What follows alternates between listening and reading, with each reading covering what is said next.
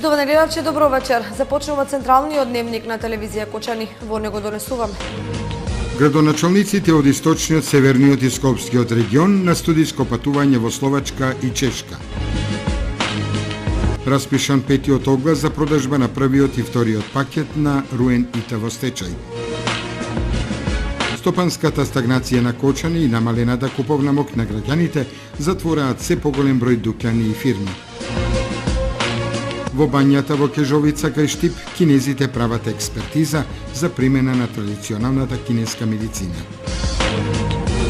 Општа болница работи без невролог, а пациентите експресно се препраќаат во Штипската клиничка болница. Со информациите од дневникот почнуваме веднаш по рекламите. Останете со нас.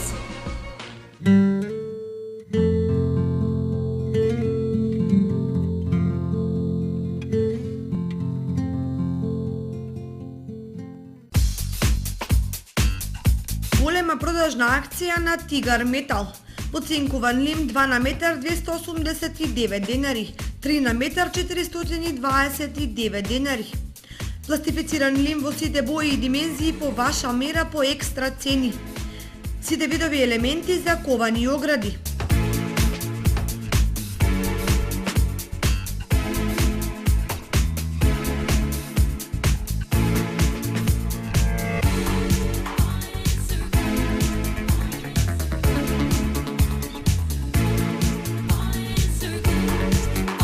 Цевки и профили во сите димензии по екстра ниски цени.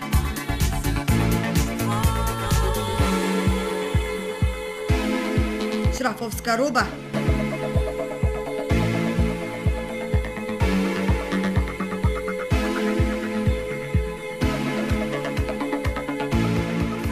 Бои и лакови. Бесплатен превоз до вашиот дом. Тигар Метал Кочани во близина на автобуската станица. Сончеви колектори, Термосол Кочани. 20 годишното искуство и стручност на инженер Никола Соколов, вградени во сончеви колектори, ви гарантираат сигурна заштита и благодет во домот. Зошто да плаќате скапа струја? Вградете Термосол систем за загревање на водата од сонцето и уживајте преку целата година. Сончевите колектори се најисплатливата инвестиција на секое семејство, а Термосол е единствената фирма која ви дава техничко упатство и гарантен лист. Обезбедува резервни делови за 10 години. Не чекајте, вградете колектор за да ја почувствувате енергијата на сонцето.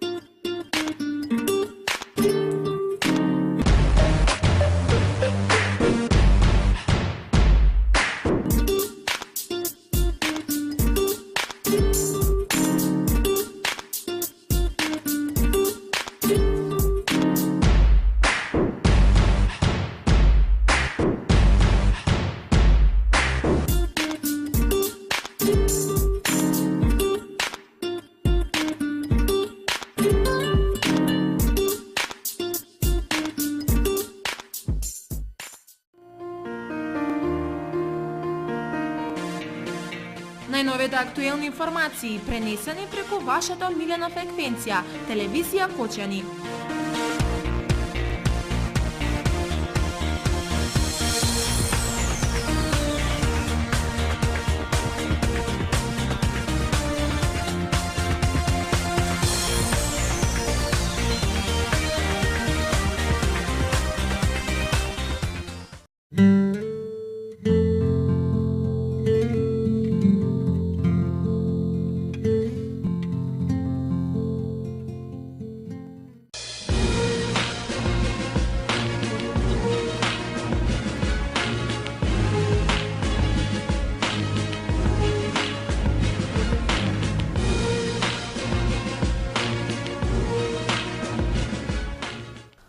Дваесет и пет градоначалници од источниот, североисточниот и скопскиот регион веќе трет ден се во посета на Словачка и Чешка. Со нив се и представници од Министерството за животна средина и просторно планирање.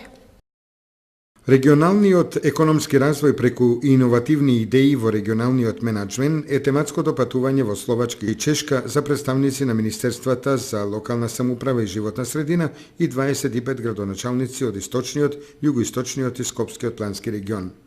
Македонската делегација оствари работна средба со градоначалникот на Братислава, на која беа представени имплементираните проекти за пристап до европските фондови наменети за развој на регионите. Тоа што го чувме и денеска што го видовме ни дава за право дека Република Македонија со постоечката номенклатура, со постоечките закони има можност да повеќе црпи или зафаќа средства од Европската Унија, посебно за инфраструктурни проекти. Иновациите и трансферот на технологиите во Братиславскиот регион беа презентирани во Министерството за транспорт, градба и регионален развој, како и во Министерствата за земјоделие и рурален развој. Особено беше важно тоа да видиме како оди искористувањето на фондовите, дали тоа се води по еден централизиран или децентрализиран систем. И ние како држава сме доста добро организирани во делот на децентрализацијата, еден различен концепт од Словачка. Тематското патување во организација и финансиска подршка од ГИЗ Ред програмата. Програмата предвидува посета на неколку помали општини во Словачка и Чешка и работна средба со високи функционери во градот Брно. Распишан петиот поред оглас за продажба на првиот и вториот пакет на Руен ИТ во стечај. За понудените 1.300.000 денари за третиот пакет, собранието на доверители ќе одлучува на 20 ноември. По пропуштената четврта поред шанса за продажба на индустријата Руен ИТ во стечај, стечајниот управник Велин Митевски деновиве објави нов пети поред оглас за продажба на преостанатите два пакета. За третиот пакет, за кој се понудени 1.300.000 денари, што е за 800.000 денари помалку од почетната цена од 2.500.000 денари, собранието на доверители ќе одлучува на 20 ноември годинава. Тогаш ќе се знае дали понудената цена ќе биде прифатена, а пакетот продаден. Во него во транспортните средства се опфатени два камиона, пикапи, вилјушкари и други главно дотраени возила, од кои некои се постари од 20 на години. На последното рочиште, представници на доминантните доверители најавиле заинтересираност за купување на првиот пакет на Руен. Но овие најави се условени со евентуално намалување на цената која неофицијално е во оптек и која практично застега е прифатлива за доверителите. И додека огласите се редат еден по друг, од најавената заинтересираност на домашни и странски купувачи, се уште нема ништо конкретно. Вработените се помалку веруваат дека фабриката ќе профункционира и тие ќе се вратат на работните места, но сепак надежта последна умира. Стопанската стагнација на кочани и намалената куповна моќ на граѓаните затвораат се поголем број дуќани и фирми. Колку прометот со оризот ќе ја развije економијата останува да се види. Ако некогаш во Бутикџиската улица со години не можеше да се најде слободен деловен простор, а квадратниот метар држеше мощна и висока цена, денеска работите значително се изменети. Дури на најтрговската улица која се протега од кај полицијата до градскиот плоштад, со огласи за издавање стојат празни неколку атрактивни простори. Уште полоша ситуацијата на улицата која од траеголникот кај Стопанска банка води кон Стришани и едносмерната улица покрај кеот на Кочанска река. Ваквите состојби несомнено зборуваат за негативните тенденции по поглед на куповната моќ на граѓаните, која пак е последица на стагнацијата во стопанството која се провлекува повеќе од една деценија. Поди се многу без работа, многу има невработени. Немат работа, луѓето немат пари и дуќаните не се вработени. Сега кој не ќе да си земе? Немаме. Да има, нема проблем. Секој сака да живее како што треба. Тражи давачки. Тие давачки од декаде ги наат. Наливот на инвестиции во градежништвото доведе до зголемување на деловниот простор во градот, бидејќи како по непишано правило, приземните па дури и првиот кат на новите згради за колективно домување се наменуваат за деловни простори. Граѓаните во шега се прашуваат кој и на кого ќе продава. Трошка оптимизам во целата ситуација влеваат започнатите најавените инвестиции со кои се очекува отворање на неколку стотини работни места, но ако се имаат во предвид искуствата од Johnson Controls, каде платите се повеќе македонски отколку европски или светски, станува јасно дека стандардот на граѓаните ќе се сведе на голо преживување.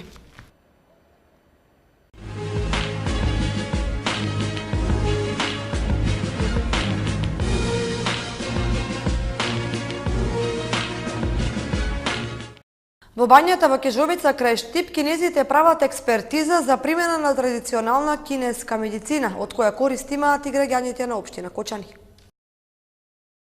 Представници на кинеската влада деновиве престојуваат во Штип и ги испитуваат можностите за вложување во бањата Кежовица и за развој на бањскиот туризам. Тие имаа средба со градоначалникот на Штип Илчо Захариев, на која беа запознати со функционирањето на бањата. Кинеската делегација ја посети и бањата Кежовица и ја анализираше студијата за квалитетот на термалните води, а беше запознаена и со плановите на општината за проширување и модернизација на комплексот. И министерот за здравство Никола Тодоров при саботната посета на Кочани најави кинески искуства да се применуваат во бањата во Кежовица. Бањата во Кежовица е практично за тоа наменета. Веќе со одлука на влада ја префрливме на Универзитетот Гоце Делчев во Штип.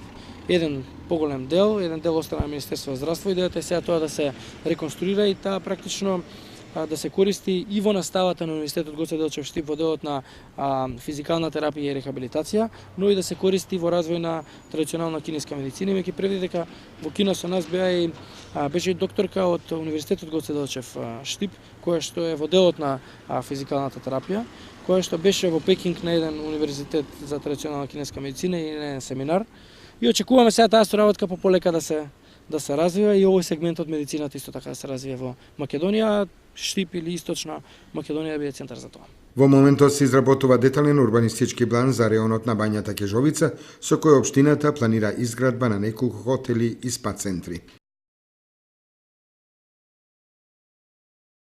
Додека мозочните удари земаат се поголем замав врз младата популација, општата болница од Кочани работи без невролог и пациентите експресно се препраќаат во Штипскиот оддел за неврологија.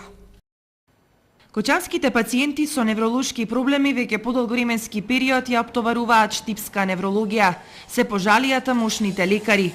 Тие велат дека многу брзо и лесно пациентите од Кочани се испраќаат на нивниот оддел, дури и во моменти кога се уште не е утврдена точната дијагноза на пациентот. Со тоа оваа болница е принудена да испишува стари пациенти на кои се уште им е потребна нега и да ги ослободи старите болнички кревети за прием на нови пациенти кои најчесто доаѓаат од Кочани. Овој проблем се должи на тоа дека во општата болница во Кочани нема ниту еден невролог кој би ги прегледувал пациентите. Засега во оваа болница има само 2 психијатри кои немаат ингеренции да работат со ваква проблематика. Нема доволен број на кадри, особено од невролошката па и психијатриската струка. Порано беше невропсихијатар, што значи дека специјалист по неврологија и психијатрија. Меѓутоа се разделија тие две гранки, а не водејќи сметка кадрите кои што раководеа со здравството во општина Кочани, па и пошироко, не водеа сметка дека ќе дојде ситуација кога нема да имаме доволен број на лекари од тие струки, кои што се па и не само дефицитарни, него и најпотребни во овој момент. Ситуацијата е повеќе од алармантна. Најновата статистика открива негативни податоци кои алудираат на фактот дека во последните неколку години се намалува и возрастната граница на пациентите, со што се поголем е бројот на млади кои се жртви на мозочните удари. Мозочните удари, како и ударите на срцето, се од 3 основни причинители, кои причинители треба да делуваме ние, за да можеме да ги спречеме тие. Превентивата, треба да се зборува за превентивата, која у секоја гранка превентивата е најзначајна, посебно во овие срцевите и мозочните удари. Зашто се јавува? Една од причините е стресот. Народот сигурно ги знае. Кога нема услови за работа, нема услови за добро организирање на сопствениот живот или сопствените услови за подобро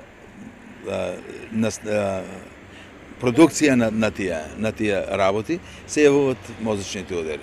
За моето повеќегодишно искуство имав една пациентка која беше на непуни 17 години.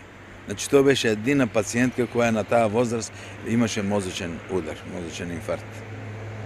Сега е многу позачестено, што сигурно превентивата, недостасува превентива. Во просек на Штипска неврологија се хоспитализираат вкупно околу 35 пациенти, од кои половина од нив се пациенти кај кои мозочната криза трае само 24 часа.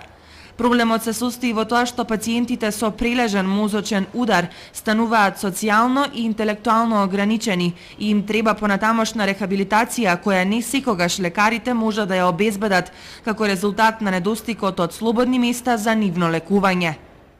Одржана третата работилница во Виница во рамките на проектот Градови без корупција, градови со иднина. Во проектот се вклучени 2 македонски општини. Организацијската култура и развојот на вработените беше темата на работилницата која беше организирана во Виница со цел јакнење на капацитетите и запознавање со односите на вработените и нивната комуникација во секојдневното работење на општината. Ова како начин да се препознае каде има ранливост на корупцијата. Работилницата во Виница ја водеше координаторот на проектот Љупка Симоновска. Инаку со овој проект, во кој се вклучени само 2 општини од Република Македонија, е предвидена изработка на стратешки документ и тоа за справување со корупцијата. Проектот се реализира во рамките на програмата за урбано партнерство на Светската банка од Австрија со земјите од Југоисточна Европа. Нова агенција за филм и нови давачки за локалните и регионалните телевизии од почетокот на наредната година. Дополнително ќе ги оптоварат овие медиуми со директна закана да ги доведат во безизлезна финансиска состојба. Покрај актуелната војна околу заштитата на авторските права и измените во Законот за авторски и сродни права, медиумите во Република Македонија пред нов предизвик. Од 1 јануари идната година треба да стапи на сила Законот за филмска дејност, според кој се предвидува околу 1,1% од бруто приходот на телевизиите на годишно ниво да оди за Агенцијата за филм, која треба да се формира на местото на филмскиот фонд кој функционираше досега. Собранието на Република Македонија го донесе овој закон на седницата која се одржа на 31 мај оваа година. Директорот на оваа агенција ќе го именува и разрешува владата на Република Македонија. Реагираат од Асоциацијата за приватни национални телевизии, кои бараат од Уставниот суд да ја преиспита уставноста на Законот за филмска дејност. Сметаат дека со овој закон на радиодифузерите им се наметнуваат дополнителни зафаќања од вкупниот приход, јави Телма. За асоциацијата е спорно и самото донесување на законот по кратка постапка и без јавна расправа, на која би биле поканети и радиодифузерите. Инаку со овој закон не се застегнати само националните телевизии. Исто толков процент ќе треба да плаќаат и регионалните и локалните телевизии. Со сличен став излегува и од Сдруженијето на приватните медиуми на Република Македонија, ЗПММ. Според нив, ова ќе биде уште еден удар врз и така разнишаните медиуми во државата. На овој начин државата станува ортак со медиумите. Ако на ова се додадат и процентите кои ги плаќаме за авторските права, според последните измени во Законот за авторски и сродни права, состојбата станува и повеќе од алармантна. Веќе една година предупредуваме на штетата која ќе се предизвика со последните случувања во медиумската сфера во Република Македонија.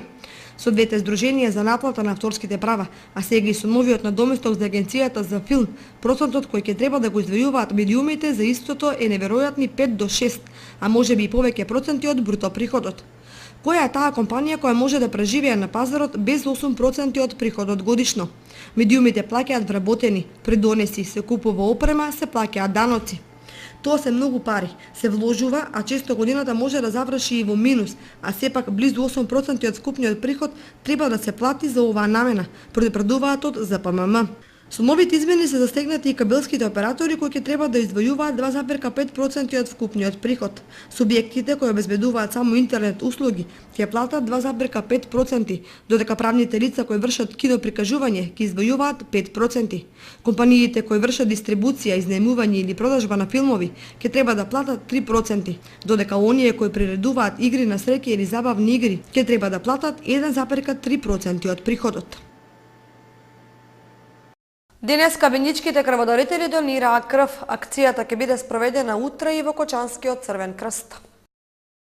Денеска во просториите на Црвениот крст во Виница по 12 пат се спроведе крводарителска акција, преку која крводарителите освен што даруваа крв, направија и нејзина биохемиска анализа со која детално се испитува крвта, железото, холестеролот и шеќерот. Во досегашните 11 акции собрани се вкупно 1300 крвни единици и со тоа Виничката организација и понатаму го задржува епитетот на најхумана организација во државата. Утре и во Кочани ќе се спроведе ваква акција во просториите на Црвениот крст. Пријавените кои ќе изразат желба за дарување крв треба да бидат гладни најмалку 12 часа пред дарувањето, информираат од Кочанскиот Црвен крст. Ваква можност крводарителите имаат само еднаш во годината, а проверката ја спроведуваат Црвениот крст на Република Македонија и Институтот за трансфузиона медицина на крводарителите од Скопје.